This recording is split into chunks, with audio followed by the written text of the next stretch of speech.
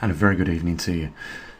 Guys, before we begin, we're going to be talking this evening about the magnetic pole, its current position and its progression over the last year in particular, because of the exciting things that have been happening with regards to that. And then we'll just take a general look over what we think might happen next, and what maybe will be a result of that happening in the not too distant future. Before I do, I want to apologise to a few people that tried to make a donation over the last 3 days. What the problem has been is the preferences on PayPal. PayPal have done some changes but didn't select the accept all currencies. So someone mentioned to me the other day that they was trying to make a donation from the United States, and PayPal said that they weren't allowed to accept the currency, and that was because the preferences wasn't set to do that. That has been corrected now. I want to thank those few people over the last few days that have donated, and just if you was trying to donate over the last few days but you was using a different currency from GDP, then you'll be able to do that from now on. And I'll mention the link at the end of this video. And you know what, I mean, I just don't believe it. At a time where we are right now, little mistakes like that can cost us very dearly here at the observatory. Even just a couple of days and a few donations, it is having a big impact on us trying to keep things going and not go down the road. I really don't want to go down that road of corporations, but I've got 10 years invested, or 11 years invested in this research and collecting the data over the last 5 years. I don't want to see it go to waste. And you know what, all along these 11 years I've always kept it voluntary. I've tried to not bar anyone from access to the information. But anyhow, we'll get on with what we want to talk about, which is more, I think, important. And like I say, I will mention that link at the end of the video. So it's been an interesting year, and we predicted a point in time of the migration moving over the northern hemisphere, that being 40 degrees, theoretical point, where based on a few experiments, we said that we could see some action as we got closer and even surpassed the 40 degree mark. This is a total of 40 degrees migration across the northern hemisphere. Now, I do still see in the comment section people getting confused when we talk about pole shift, because I'm sure that some people envision that the whole Earth is going to rotate 180 degrees, but that's not the case. What we're talking about when we discuss the pole shift is a magnetic pole reversal, or a geomagnetic pole reversal, which is what your compass points to, and that reverses. If we go back 780,000 years, it reversed every 350,000 years or thereabouts on an average. The last time we went through a geomagnetic reversal that was completed was 780,000 years ago, and therefore making it 500,000 years overdue. We have experienced magnetic excursions where the poles have deviated from their original fixed location. That would have been 123 years ago around Canada, and they migrate, but they don't complete a completed reversal, so they go back to their original point after so long a period of time. Other people have supported the 40 degree mark. They've said actually it was between 40 and 45 degrees that the pole had reversed during the last magnetic reversal. And we know that these processes can be very quick. There were some scientists doing core samples on lava flows during the last magnetic reversal, and it had trapped as the lava solidified and dried, or froze into its hardened rock form from the molten phase. It had locked the magnetite in the certain direction of the magnetic poles, and what they found, that over the flow of less than a month, the poles had completed almost a reversal. So these processes can happen quick, But one of the things that I've contemplated is the fact that we are 500,000 years overdue a magnetic reversal.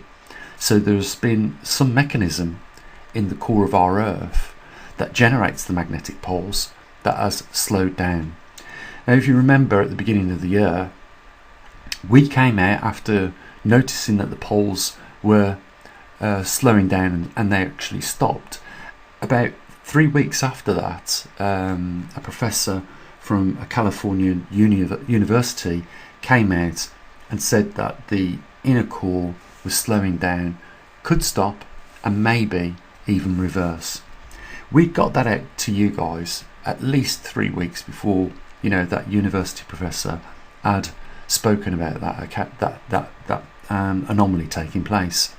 And back in February was the first time that the magnetic North Pole came to a halt and went slightly back and then carried on forward. When it did, it slightly was going faster than what it was prior to that stop. And then, you know, the last month and a half, 2 months, it has came to a stop. It hasn't gone back this time, but it has loitered around the same area as what we was shown on the last magnetic pole location. So it has been there. In the next 4 days, we're going to pop the SD cards out and we're going to have a look at what's happening.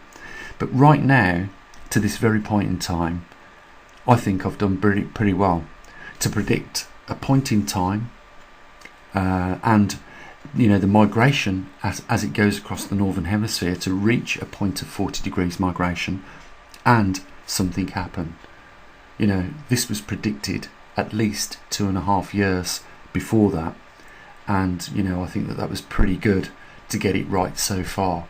You know, we expected once it got to the 40 degree mark, like in the experiments, for it to accelerate exponentially over the northern hemisphere. There's a lot of things that mainstream media are not talking about, and in general the pole shift is just, you know, on the broad scale, one of those things. But it is the technicalities that happen during a magnetic reversal that they're also not talking about, because during a magnetic reversal the magnetosphere weakens considerably. We are down on our magnetic field strength, or our magnetosphere strength, by around 20 to 25% at this current point in time. And when the poles do start to rapidly accelerate, we will see further reduction in that magnetosphere strength. This, if anything to go by the weakening of the magnetic field to the current point in time, is going to be a big anomaly, and it is going to definitely affect our jet streams, because we've been following what's been going on. If we look from the 1990s, around 30 years ago, we noticed that the jet streams started to get wider, and we started to see more of the super jet streams.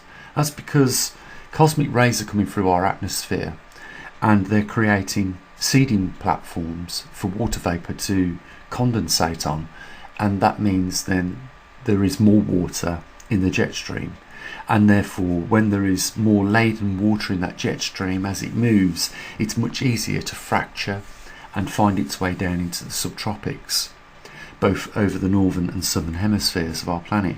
Another anomaly that we've been noticing over the recent few years is the interchange between the subtropics jet streams, both over the northern and southern hemisphere. They're coming across the equator and mixing with each other, and then transferring from the equatorial region, sorry, not just the equatorial region, but the southern jet stream around the tropics. It is transferring it down to the polar jet stream over the Antarctic. So, you know, the weather patterns now are completely malfunctioning. We should have 30 degrees on the Earth, have the subtropical jet stream, and then at 60 degrees have our polar jet streams both over the northern and southern hemispheres, and that's no longer the case because of the fragmentation that is taking place in those regions. But now we are seeing quite frequently polar weather travel down to the tropic, cross over the equatorial region into the other tropics over the southern hemisphere, and then go down into the polar regions over the Antarctica. So this is a bizarre picture that we see now, and it just shows how influential cosmic rays are on the jet streams. But the reason why that is the case is because we have, two faults to this anomaly that is happening. The first one, if we go further away from our planet and its magnetosphere that protects us, we see the sun is the major inflator of a heliosphere, which is like a magnetosphere that covers our entire solar system. And due to low solar output, that heliosphere is weakening and shrinking in back on the solar system. This in turn allows outer solar cosmic radiation to come through, and then it's compiled. The problem is because we have our magnetosphere weakening, so in turn we've got more cosmic rays in our solar system because of the sun's weakened position with regards to output of sunspots, and then we have a combining problem with the weakened magnetosphere, which is directly allowing more cosmic rays in. And we can expect this to happen more, and we will find that when we go through this reversal, once that pole starts to accelerate at some point in the near future, we will see a further weakening of the magnetosphere and therefore further upset with the jet streams. They will malfunction much more, I guarantee you that, because if what we've witnessed since 1990 to the present day, the changes with the jet streams, then an acceleration in cosmic rays being added to those jet streams is obviously going to create more weather anomalies like we have seen just recently over the last few days. There has been a loss, like I said and predicted at the beginning of this year, of lives by the thousands. I said that this would happen, and it would happen due to weather patterns being more severe and climatic changes around the world. We would see more people unfortunately perish. It has been the case over the last few days. Over 5,000 people have died in those floods, and this is just testament to how severe these anomalies that we discuss here can be. So I just thought we would just briefly go over a few things and discuss this.